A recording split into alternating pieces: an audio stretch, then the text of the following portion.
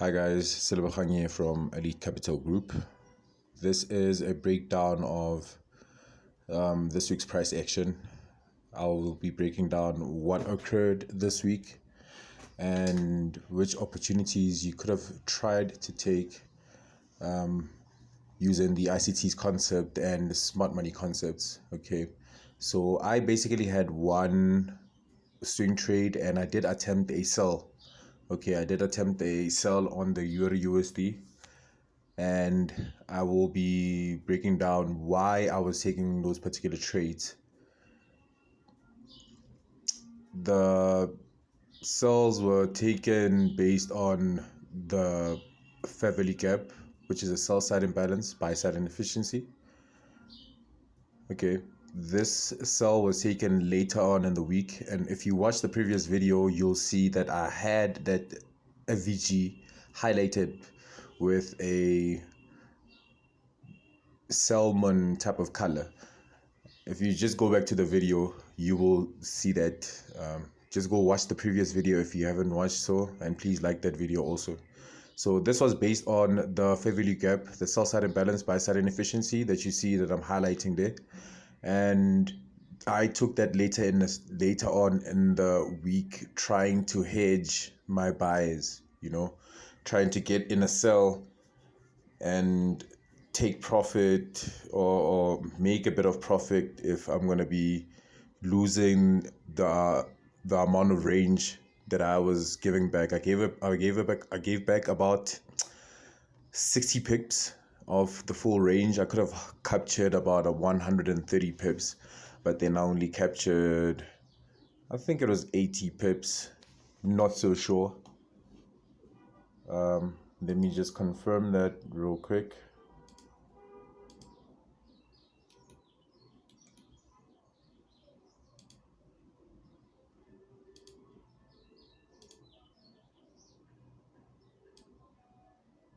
Yeah, the full range was 140 pips. I captured 85 pips. So that left me giving back about 40 pips, 50 pips. And that is why I ended up trying to hedge and taking a sell there. Okay, so as you saw on the weekly time frame, like I was explaining on that other video, the trade was based on that true mitigation block and a sell stop liquidity run of the weekly low that I indicated there, which I also showed on my Twitter page. The link is on the, if you look at my channel there, you'll just see the link to my Twitter page. Okay, so I identified that we had a shift in market structure from that previous week. Okay, the previous week before I entered on the longs, the swing trade long, which I classified it as a swing trade right on Twitter right on X. I need to stop saying Twitter, honestly. Right on X when price was still trading, towards that low, running that weekly low. So we see that the bullish order block that caused the market structure shift to the upside was like my point of origin. Okay, that is the genesis of the move, and the ICT teaches us that if price prints a down candle and then creates a big move up, that is an indication of bullishness, and that is an indication of smart money participating and actually buying that level. Which level were they buying? The level that they were buying was that weekly key level, which is magenta colored, that purple color. People in my Discord know about all these levels, and the true mitigation block, as I explained it. Okay, so that is our point of origin, which is a bullish order block. Bullish order block is a institutional reference point that indicates smart money buying. Okay, so smart money bought there at our point of origin. So we would anticipate that price returns there so that we would enter on our longs. And we would look for certain things to occur prior to us taking along. Okay, we would be looking at time and price, and we would looking at day of the week. Okay, so that is a completely new week, and we are looking at Monday. Monday traded and created a low prior to trading into that bullish order block, that level that we are looking to buy at. Okay, so that is a prerequisite of a high odds order block. A high odds order block, a high odds bullish order block needs to have a liquidity pool, in this case a sell stop liquidity pool above it, prior to price trading or printing into that bullish order block. So we are looking at that Tokyo low, Tokyo, the Asian session engineered liquidity by creating a low prior to trading into that bearish order block, and that was on a Monday. Okay, so as an ICT trader, you wouldn't be wanting to chase price as you're seeing it going up when it opens on Monday like that. That's what retail traders are going to be doing. And we are not looking to be part of that group. Okay, we are looking to be part of the trades where nobody is entering, when nobody is thinking of entering, and when the rest of the people are going, on the opposite side of the trades. A weekly low has been broken, so they are already, bearish.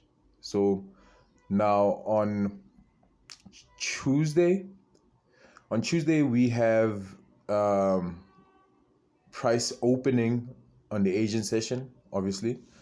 2-day concept. If we are bullish, using the 2-day concept, if we are bullish, we would be looking for price to, open, decline, trade lower, run some form of sell stop liquidity, and then close higher on the day. Okay, so we are bullish on the weekly time frame, and we are bullish on the time frame that we are looking at now, which is on a Tuesday. So on that particular day, we had a classic optimal trade entry back into point of origin. Okay, so Monday engineered a low, which was Tokyo, which was the Tokyo Asian low, and then on Tuesday, that's when we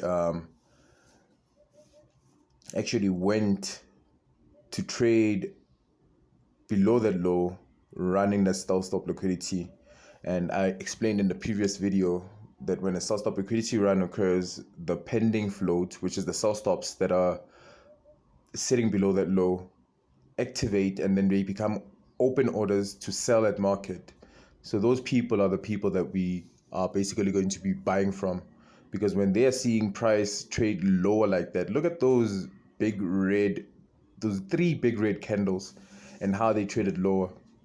It was like it was really quick for them to get to that low and liquidate those sell stops, which are in the form of pending float. So once that pending float became open float to sell at market, we were buying from them. Okay, so I said in the previous video that a bullish order block cannot occur where there is no sell stop liquidity run, and then indeed we do see that big bold candle as a bullish order block right there, down there. Okay, and then that was still on a Tuesday. Okay, and price traded higher into that bearish order block. But then what happened on the next day, on Wednesday, we had the exact same setup as we saw on the weekly. We have a key level, a purple level right there. We have a bearish order block that's been violated to the upside, and then we have sell stop liquidity engineered just above that violated bearish order block, which is a classic true mitigation setup.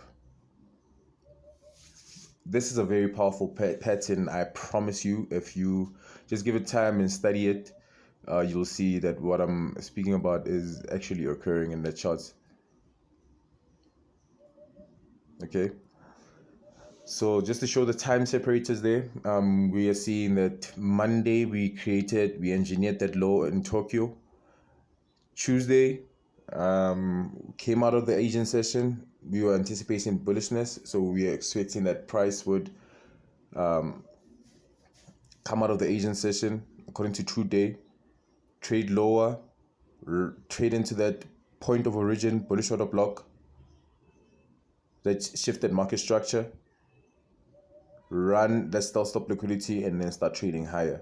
So any bearish reference point, any institutional reference point that indicates bearishness would we would expect those reference points to basically fail.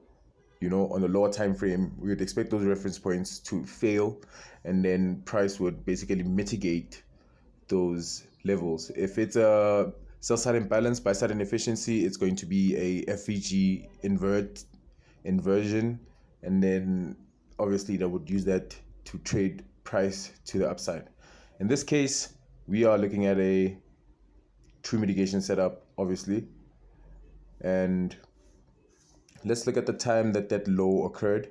That low occurred at 1400, which is 1400 GMT, which is basically around the New York Open, or the New York kill zone rather.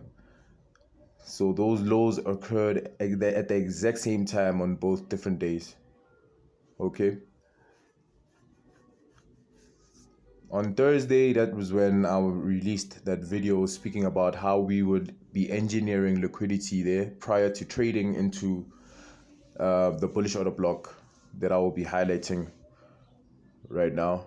So that is called a trendline phantom within the ICT camp. We don't believe in trend lines. We don't use trend lines in that sense, or in the sense of support and resistance. We use natural and implied support and resistance. So I will be basically speaking about that in another separate video, because that's a separate study that the ICT has spoken about in the ICT Origins videos, which is ICT's old work. And I feel like there's so many nuggets that the ICT released at that time. He even had to change the whole Market Maker series and hide all those golden Easter eggs. Anyway, so we have a sell stop liquidity run there. We have a sell stop liquidity run of that true mitigation setup of that violated bearish order block. That's the engineered liquidity that I was speaking about,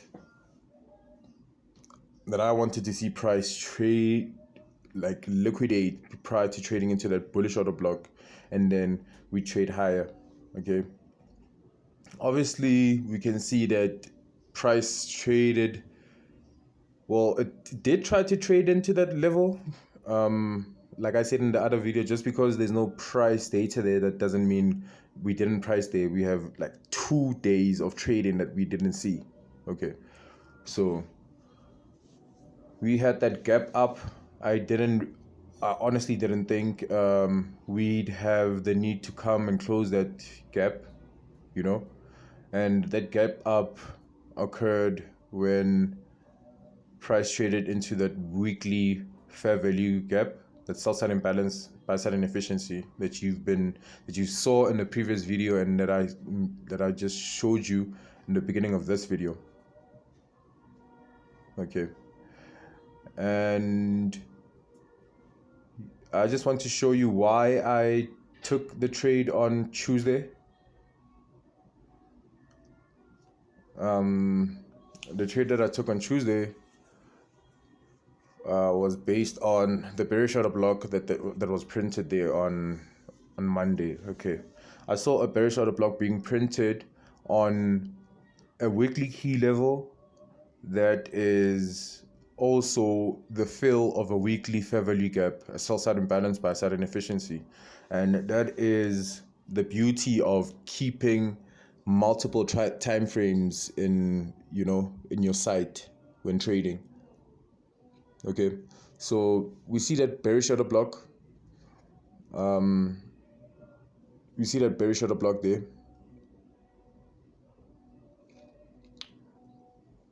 and that bearish shadow block was printed upon a key level, which I really thought was just going to send price lower up until at least the close of that buy side imbalance, that volume imbalance, buy side imbalance, VIBI.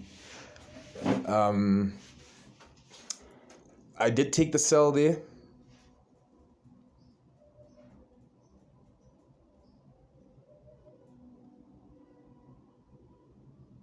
But then, as you can see, I got stopped out, and that's why in the previous video I anticipated that bearish order block to be mitigated. But then I didn't really look at the other time frames, like the 4-hour time frame and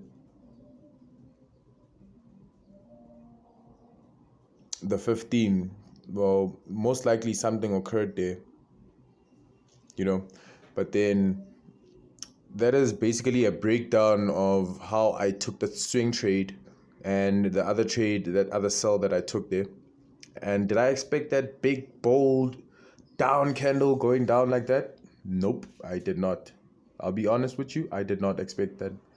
And there's that FVG. If you even watch the previous video, you'll see that I had that FVG in my sights. Okay. And looking at the GBP USD, I think I'll make a separate video for that.